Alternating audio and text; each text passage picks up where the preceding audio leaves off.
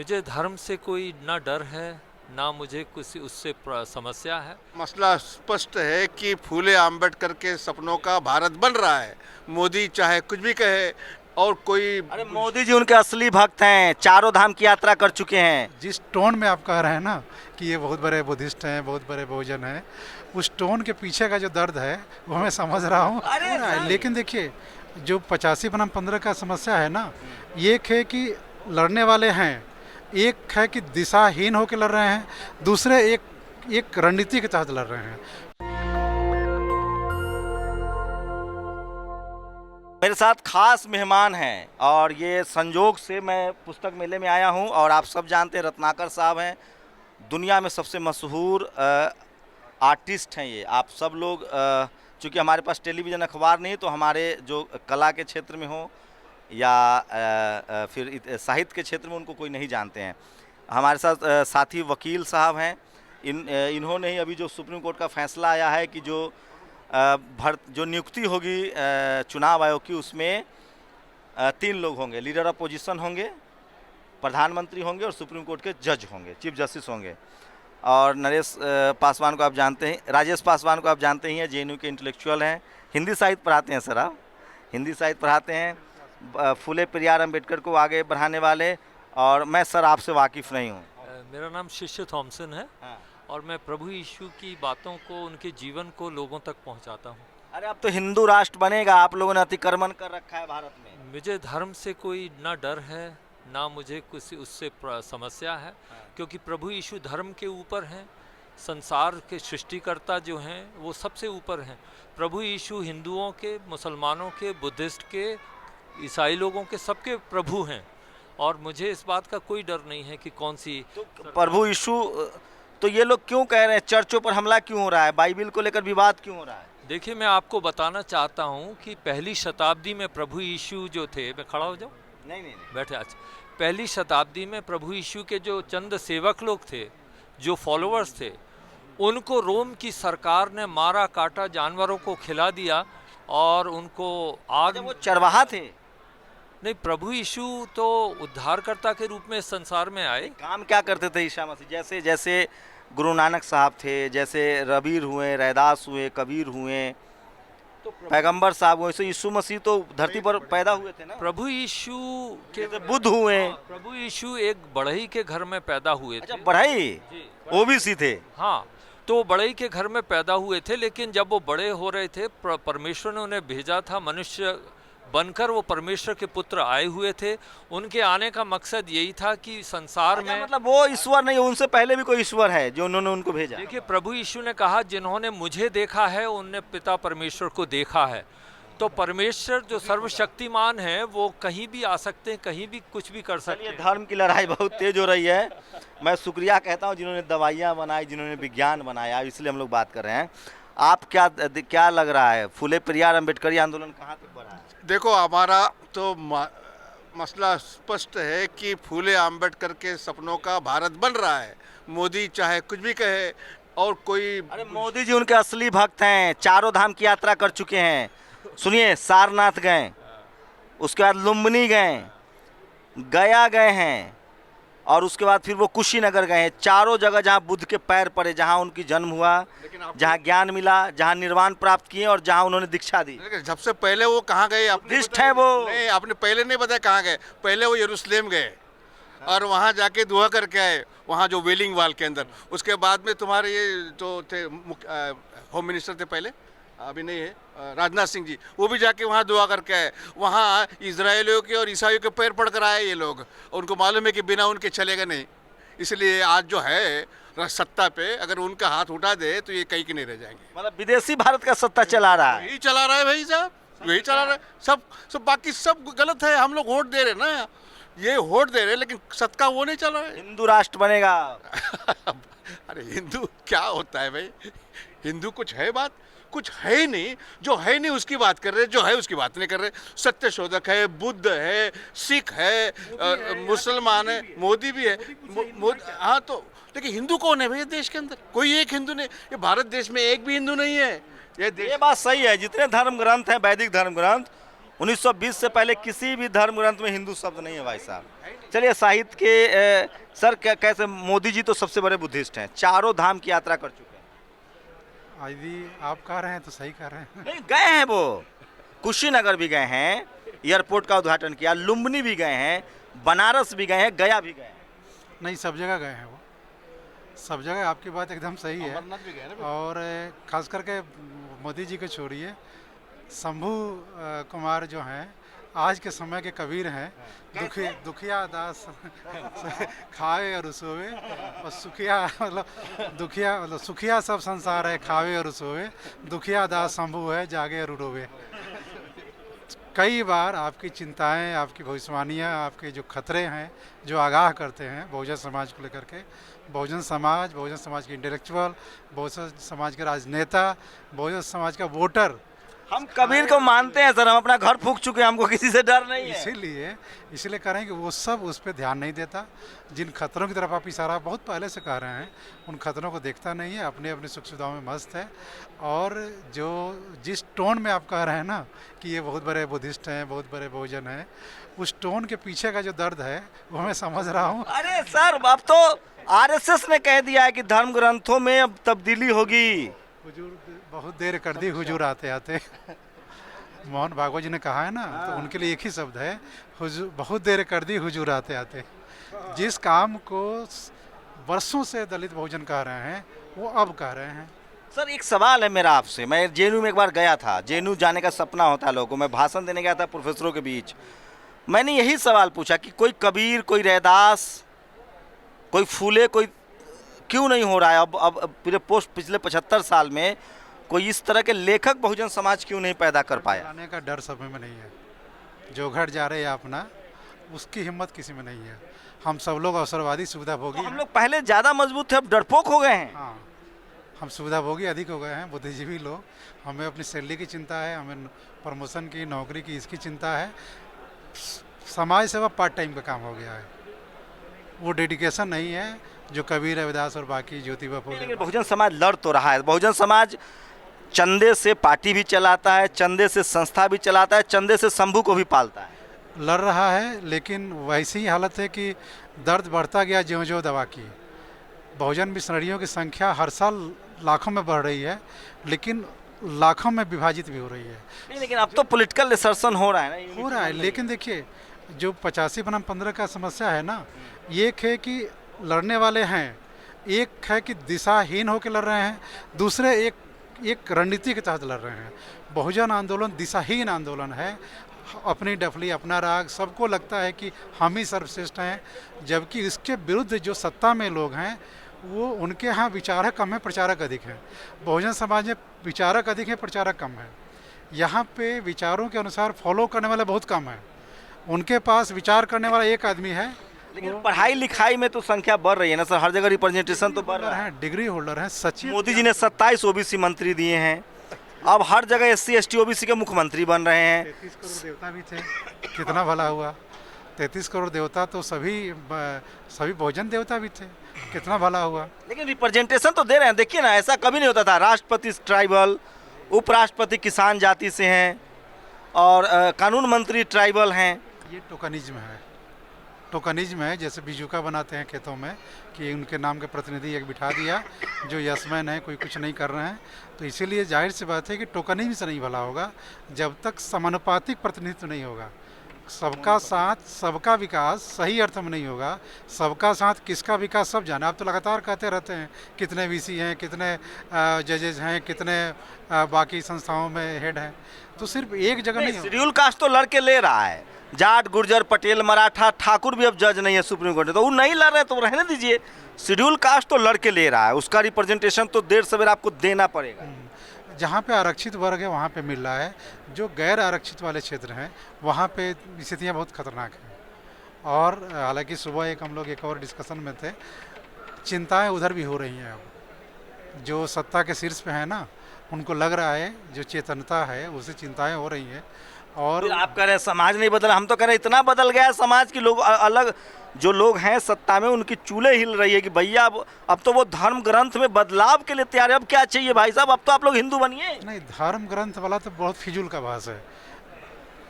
धर्म ग्रंथ धर्म को बुढ़ापे में ज़रूरत पड़ती है।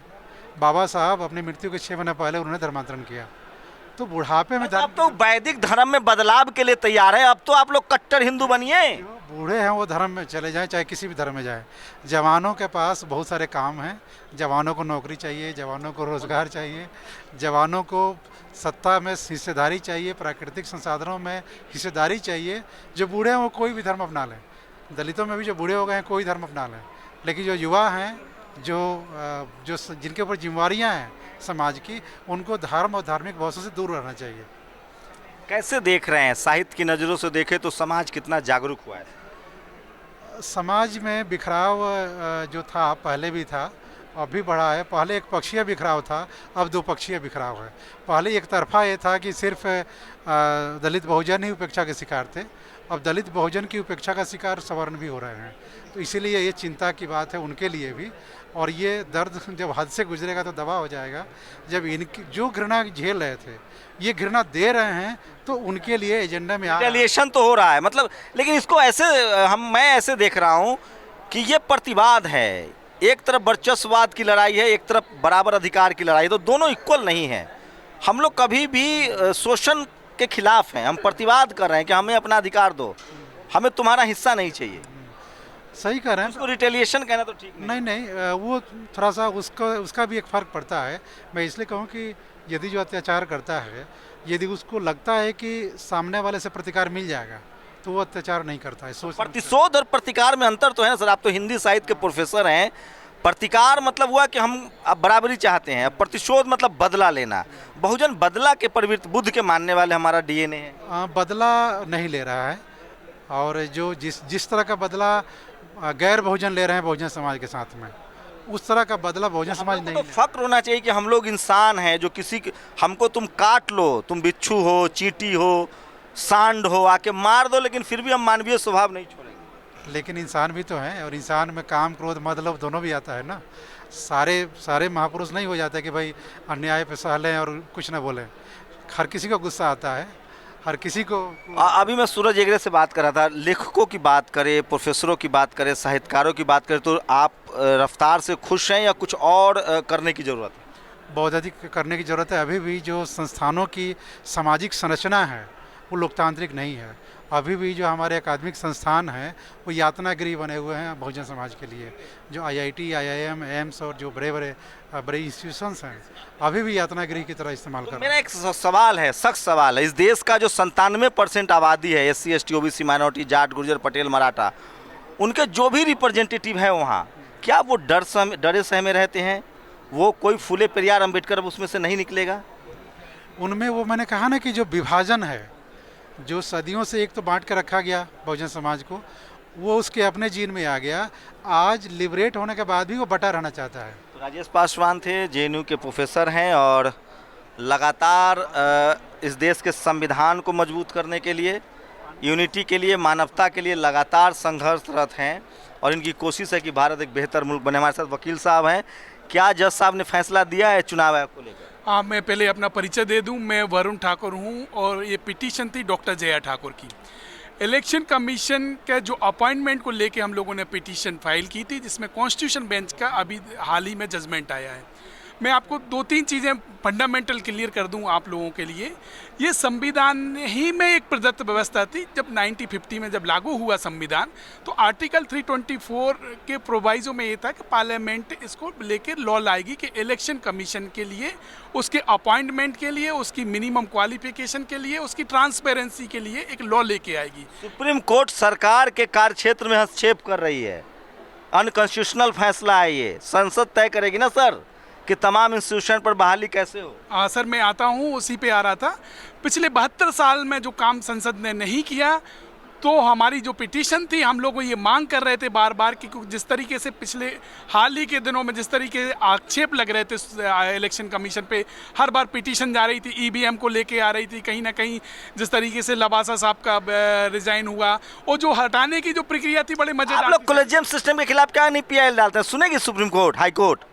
हाँ सर, मैं पहले अभी एक भी ठाकुर जज नहीं है सुप्रीम कोर्ट में अभी। मैं बता जाट नहीं है, गुर्जर नहीं है, पटेल नहीं है, मराठा नहीं है, कुर्मी नहीं है, कोयरी नहीं है, यादव नहीं है। 3 जज SC ST OBC के हैं, इसके खिलाफ सुनेगी सुप्रीम कोर्ट? मैं पहले थोड़ा सा इस जजमेंट के बारे में बता दूं, इसके बारे में मैं बताऊंगा। मैं बिल्कुल कॉलेजियम के बिल्कुल फेवर में नहीं हूं।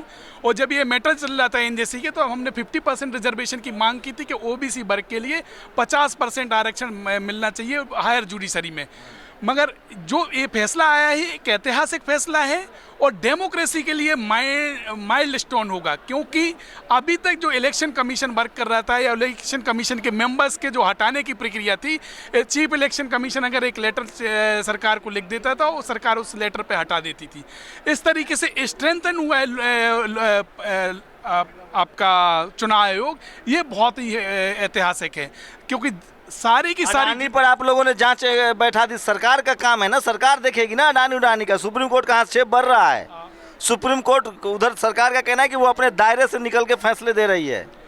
सुप्रीम कोर्ट तभी इंटरफेरेंस करता है। अडानी मामले में भी आप देख लीजिए, जो ईडी का काम था कि जो मनी लॉन्ड्रिंग है, मनी लॉन्ड्रिंग पे कोई नहीं हुआ। जो बाहर की एक रिपोर्ट आती है, जिसमें वो जो रिपोर्ट जब आप पढ़ेंगे तो उसमें बिल्कुल प्राइमा फेसी आपको दिखेगा कि कहाँ से कैसे सेल कंपनियां बनाएंगे, कहाँ से पैसे ट्रांसफर। क्या लग रहा है वकील साहब, सुप्रीम कोर्ट को भरोसा नहीं है मोदी जी पर, चुने हुए प्रधानमंत्री पर? बात यहाँ मोदी जी की नहीं है, बात है जो एजेंसियां काम कर रही हैं, they fail to discharge on duty. That's the reason एक कमेटी कॉन्स्टिट्यूट। ये काम ही था सेबी का, ये काम था ईडी का, ये काम था आपका इनकम टैक्स डिपार्टमेंट का, मगर ये इन्होंने जो काम है वो ईमानदारी से नहीं किया। इसी कारण से सुप्रीम कोर्ट को इंटरफेरेंस करना। आपकी जाति के भी जज नहीं है? सर मैं बता देना चाहता हूँ, मध्य प्रदेश में लोधी जो आता है OBC वर्ग में आता है, और लोधी वर्ग से तो आज तक कोई जज नहीं हुआ, बिल्कुल ये मानते हैं। पर हमारे यहाँ पे जो लोग लोधी और ठाकुर लगाते हैं, ये बड़ा कंफ्यूजन वाला स्थिति में। अरे ठाकुर बाबू साहब भी जज नहीं है भाई, लोधी नहीं है तो छोड़िए, बाबू साहब ठाकुर भी इस बार जज नहीं है अभी सुप्रीम कोर्ट में। नहीं, ये तो अभी नहीं है, पर ठाकुर तो काफी अभी नहीं है, अभी वाले में नहीं है। हाँ, तो ये तो ये जिस तरीके से मैं बताना चाहता हूँ कि जिस तरीके से रिप्रेजेंटेशन मिलना चाहिए हायर जुडिशरी में, वो नहीं मिला, और इसकी डिमांड हम लोग बराबर करते हैं। मैं पुस्तक मेला में हूँ तो हर चीज़ की पुस्तकें होती हैं, उसी तरह से हर तरह के लोग मुझे एक मंच पर मिल गए हैं। मैं लक्की हूँ। और अब रत्नाकर साहब से समाप्ति करूँगा। कैसा लग रहा है सर, कैसा चित्र बनाएंगे अभी समाज का बनाना हो और देश का? चित्र तो बना हुआ है, सब बढ़िया बढ़िया दिख रहा है, हरा हरा। नहीं वो चित्र जो भगवा भगवा ना भगवा तो है नहीं कुछ, या हरा भगवा और व्हाइट, तीन मतलब तिरंगा दिख रहा है। तिरंगा दरअसल तिरंगा का जो अपमान हो रहा है वो आप सड़कों पे देख लीजिए।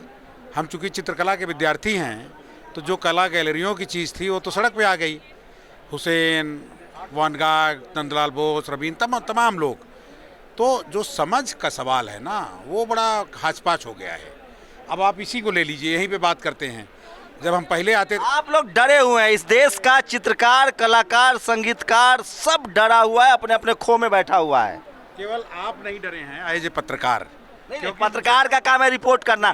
हम न किसी के साथ है न किसी के खिलाफ है। आप जो बोलिएगा। सुनिए, इस देश तो पार्टी है ही नहीं। देश का सबसे ज्यादा अगर बिका हुआ कोई है तो पत्रकार है। पत्रकार आप उसमें ना हो। नहीं, पत्रकार कैसे बिका हुआ है? अरे भाई, कोई पत्रकार है, कोई सही बात कह रहा है।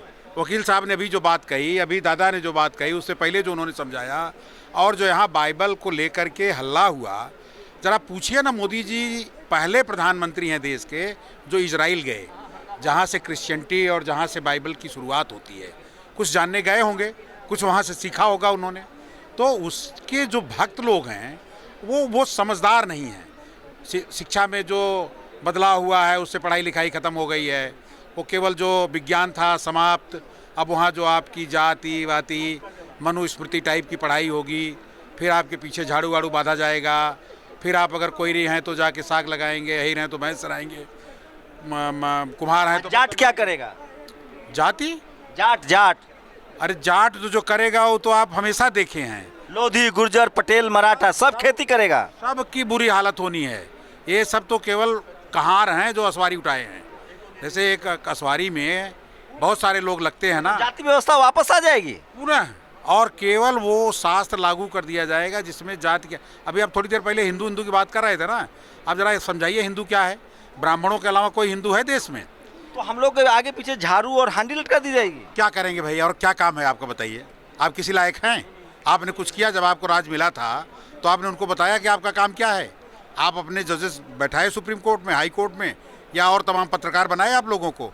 मिलते ही नहीं थे लोग एक दूसरे से। ये बहुजन जमावड़ा था और ठाकुर लोधी समाज से हैं, इन्होंने PIL इन लोगों ने डाला था, जिस पर सुप्रीम कोर्ट ने कहा है कि जजों की चुनाव आयोग की जो नियुक्ति होगी प्रमुख मुख्य चुनाव आयुक्त की, उसमें 3 लोग होंगे और उसके बाद हिडनबर्ग मामले में जांच भी होगी। रत्नाकर साहब थे। तो पूरी बातचीत पर अपनी प्रतिक्रिया जरूर दीजिए। और पुस्तक मेला का कल आखिरी दिन है, आइए पुस्तकें खरीदिए। विद्या बिन गति गई, गति बिन मति गई, मति बिन व्यापार गया, व्यापार बिना हम शूद्र कहलाए। तो पढ़िए ज़रूर और तमाम लोगों की राय पर अपनी प्रतिक्रिया भी जरूर दीजिए। कोई नई प्रदर्शनी, कोई नई पेंटिंग आपकी जो आने वाली है?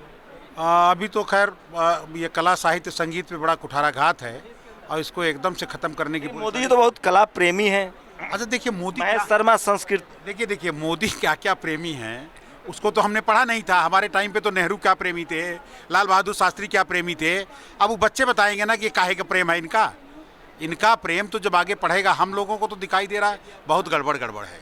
लिखेंगे तो अभी आप लोग ना? नहीं भाई, मोदी जी में तो देखिए, मोदी जी तो प्रतीक हैं। आप जब सुनना ही चाहते हैं तो मोदी जी सिंबल हैं। मोदी जी के पास कुछ है नहीं। कभी उनकी जो संस्था है ना कहती है कि हिंदू ये नहीं है, हिंदू मोदी जी मतलब टूल, ओनली टूल, प्रतीक होता है ना, रोबोट हैं। अरे प्रतीक भाई, जैसे खेतों में आदमी के रूप में चला कौन रहा है? संगम शरणम गच्छामि वाले नहीं, इधर जो बुद्ध वाले नहीं हैं, नागपुर, जो बुद्ध के विनाश वाले हैं, नागपुर। सब बात समझिए और अपनी प्रतिक्रिया जोड़ दीजिए। कैमरा नासिस के साथ शंभू कुमार सिंह, नेशनल दस्तक। नेशनल दस्तक की आपसे गुजारिश है कि अगर इसको बचाना चाहते हैं तो नेशनल दस्तक को सब्सक्राइब करने के लिए रेड कलर के सब्सक्राइब बटन को दबाएं, फिर बेल आइकन की घंटी दबाएं। नेशनल दस्तक को बचाने के लिए बहुत जरूरी है कि हर खबर को शेयर करें, लाइक करें, कमेंट जरूर करें।